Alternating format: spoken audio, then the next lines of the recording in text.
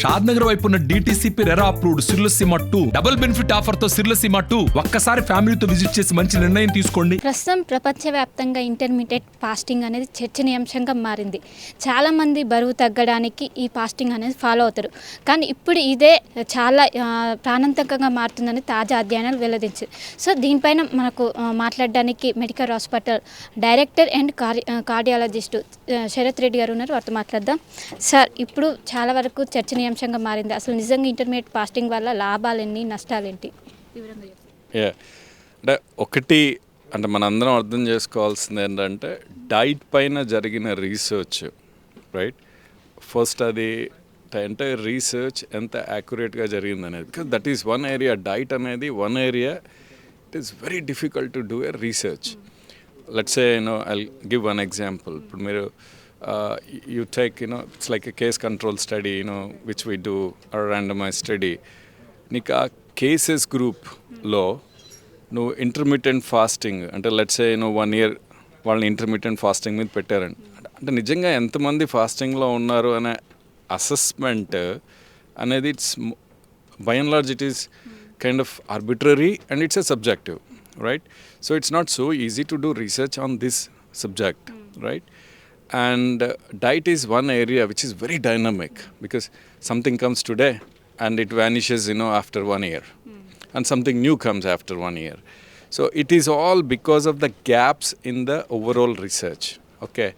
But what I do acknowledge is this fasting, and ee fasting anedi mana culture lo especially I think that ekadashi fasting something, it is there since ages, okay? And that has been proven. I think that's like 24 hours fasting. So that 24 hours fasting, which has been there from ages in our country, and it was it was also studied to some extent. I think there are some Japanese groups also which studied, and that clearly showed there is a benefit.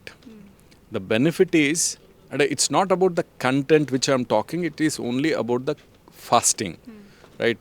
Again, this keto fasting, all this stuff is, that is different. I'm only talking about fasting. So 1 day fasting, once a week or once in a fortnight. So what it does, so you're not giving any calories from outside. So what body does, body try to, take energy from all these cells which are going into apoptosis. That is dying cells. All the dying cells are taken as calories by your body cells.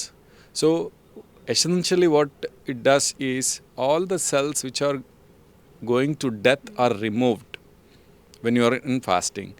So that has proven that, it has clearly proven that the incidence of cancers are less in those patients, okay?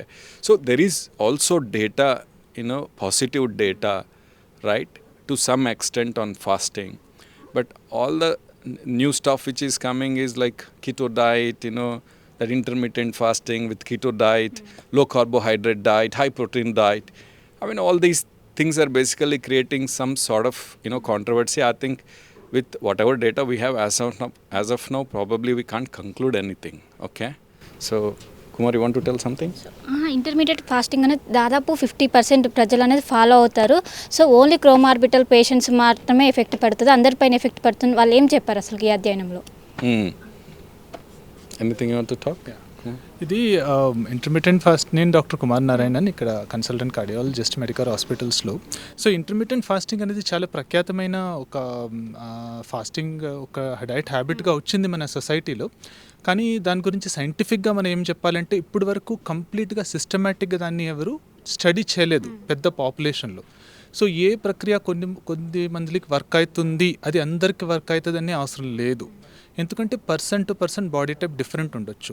So ఇప్పుడు ఇది చాలా popular అయింది, చాలా మందిలో follow చేస్తున్నారు. కానీ just ఇప్పుడు కొన్ని రోజుల ముందే ఒక సైంటిఫిక్ ప్రజెంటేషన్ జరిగింది ఒక అమెరికన్ కాన్ఫరెన్స్లో.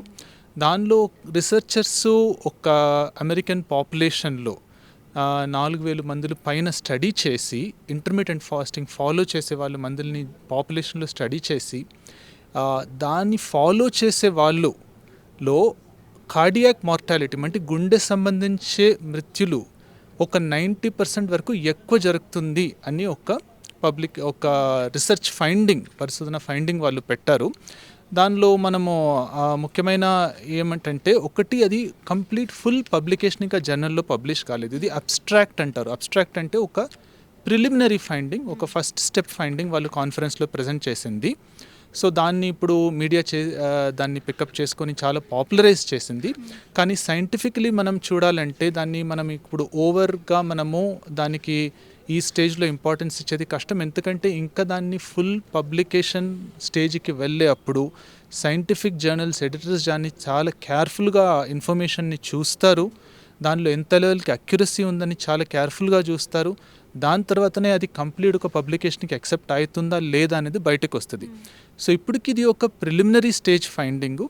సో దాన్ని మనము ఒక ఇన్ఫర్మేషన్గా పెట్టుకోవాలి. కానీ దీన్ని ఒక్కటే మనం చూసి ఇంటర్మిటెంట్ ఫాస్టింగ్ హానికరమైనది అని మనం కంప్లీట్గా మనం ఈ స్టేజ్లో కంక్లూడ్ చేయలేము.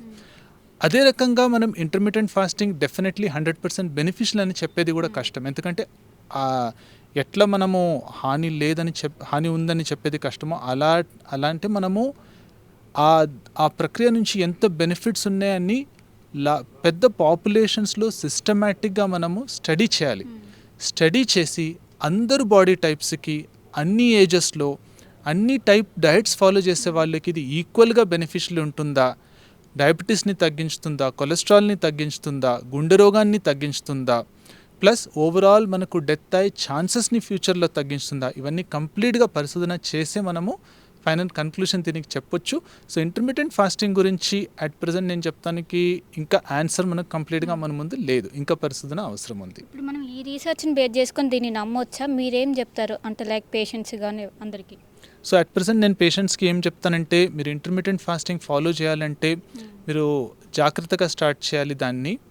ప్లస్ మీరు స్టార్ట్ చేసే ఫస్ట్ ఫ్యూ డేస్లో కొంచెం కేర్ఫుల్గా మీ బాడీ రియాక్షన్స్ని మీరే అబ్జర్వ్ చేసుకోవాలి.